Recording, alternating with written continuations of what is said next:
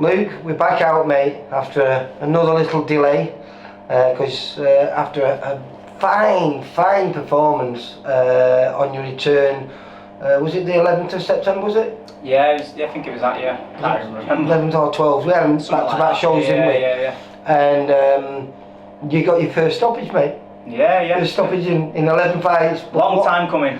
Hey, but it was worth waiting for, mate. Of course, yeah. I mean, obviously then everyone kept talking about it for weeks on end, you know.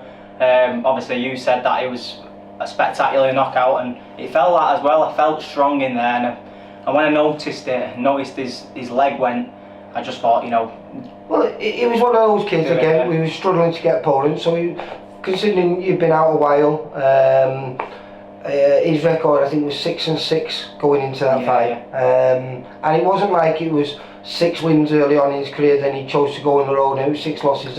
It was all spread. He'd win one, lose one. I think he won his last 2. Yeah. So it was again. It was an opponent perhaps we might want to pick straight away, but you dealt with him comfortably, and you were fighting. You was in total control. Even though it was competitive. He was competitive, yeah. But you were totally in control. And then the last round, you saw, I don't know what happened, but it's only within about 2 or 3 seconds. You caught him with the right hand, you seen his little legs go, you followed up with 3 beautiful left hooks, and then finished off with the right hand again. Yeah, obviously got to give props to my strength and conditioning coach, and Andy Jones, and obviously Matthew for working on them types of shots.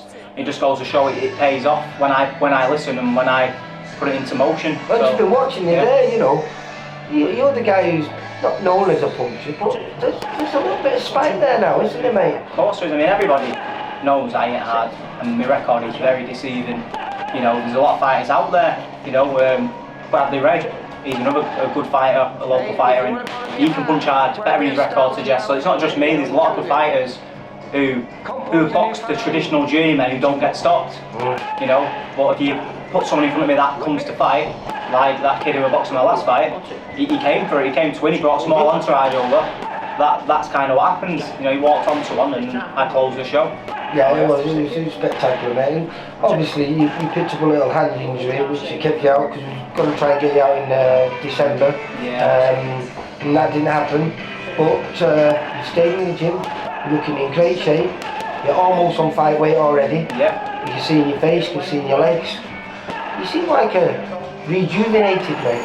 I do, yeah. I mean, that last performance, you know, winning the way I won, it took a lot of pressure off me, you know.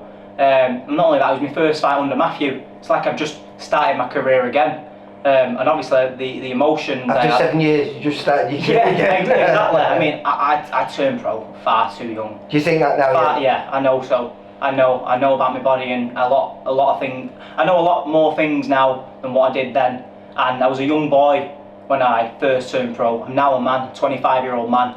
So I know. Do you think we're going to see that? Because from what I was watching before, definitely, yeah. The snap in your shot seems, and you know, your footwork's still nice, but your combination punches seem to be a lot sharper and a lot more, like we were saying before, a lot more spiteful. Definitely, and I mean, obviously, training alongside young Campbell, who's coming through now. He's 6-0. He had a great performance the other day. Congratulations, Campbell. Yeah, so training with someone like him as well, he reminds me of a younger version of himself. You know, he's got that energy and that drive, that determination coming up in his career. I'm still relatively young in my career. I was him once, so now I feel like I'm him again. You know, I feel like a younger version of myself again. And who have you been preparing with it? Who have you been sparring with for this? Last week I sparred Khalil Majid, who's a very good fighter. I know the kid. He's, you know, isn't he, from Darwin? Is it Bolton way? Bolton way. I think so. I think he's from Bolton way. Yeah, he used to box for Bridgewater in the amateurs. Yeah, I remember him. Very good kid. The Major. Yeah, that's the one. Yeah, very good kid, nice kid. Sparred with him. The week before that, I did 2 separate spars with Reese Woods. Even though I'm going to catch up with Reese later on. He's saying that he's talking about being a light middleweight originally, but he's actually talking about him going down to welterweight, so that'd be intriguing. Yeah. He's a big lad, isn't he? He sure is. Yeah, I mean, he must have been at least 11 stone when I sparred him, maybe a little bit heavier, but probably would be heavier than that. But he's a southpaw as well, and I'm not fighting a southpaw, but I'm a firm believer in, like you said, sparring. If you can get sparring, he's a southpaw. I'm not fighting southpaw, but you never know, last minute things can happen. That shows. Yeah, exactly. So it's good just to have a southpaw in your camp, just as a last resort. Well, let's get to the new opponent then, because I don't think we mentioned him. He's a Ghanaian. Very good record. 8 wins, 2 losses, but 8 of those wins are coming early. So the kid obviously carries power a little bit. So this is a bit of a threat. But the thing is, it's very hard to put anything to that record, because most of those fights have been in Ghana. So we don't really know, whether that's a good record or whether it's a bit of a paper record. And we'll only find out on the night, which I presume is good for you, because the fear factor, isn't it? To be honestly, makes no odds. You're only as good as your last fight, and not only that. You must be brilliant then. Exactly. Not only that as well. When you're in there, you can do all the training in the gym, all the running, all the sparring, everything like that. But when you're in there, it's a different ball game. So, and I like to work my opponents out when I'm in there. So I like to think I've got a plan for everybody, which makes me dangerous. Well, like I said, we don't know too much about him. We just know he's got a very good record. But we believe that you're going to win. You're going to move to 12-0. As you and Matthew, have you discussed a plan? Is there a route where you want to go now? Because this year, you've got to be looking at titles. Certainly, if everything goes to plan on a week on Saturday, and you do move to 12-0, then you've got to start looking for maybe getting 1 8-rounder under your belt, and then out for whatever you can get. Well, regardless moving forward, my next fight is going to be an 8-rounder after this fight. But like you just said, then we've not really discussed a plan yet. But there's a few things that I'd like to try and do first in regards to moving on. But there's a couple of options, a couple of routes, like Jack Catterall, he went the international route before the British route, which I think is a very smart move. So maybe that's a possibility to entertain. Get me these. So that's what you're looking for, though. You come through this fight unscathed. You get an 8-rounder in maybe before the end of summer, so maybe June or something like that. We've got a few shows booked in for June. Then you have that little break of that summer break that we do. You come back in September, and you're looking for title. Yeah, that's it, mate. I mean, like Steve, brilliant at bringing lads through, especially onto the bigger shows as well. And that's where I feel my face will fit on the big shows. I'm a good talker. I sell fair amount of tickets. So I feel like I deserve my. Well, I think after that performance, I always say, if you can get people going home talking about your fight, even though they've not bought tickets from you for that show, but everyone were on that night, and everyone had good performances on that show, but the finish was spectacular. So everyone was going on about that. With my lot, Lee, the Barmy Salford lot, so.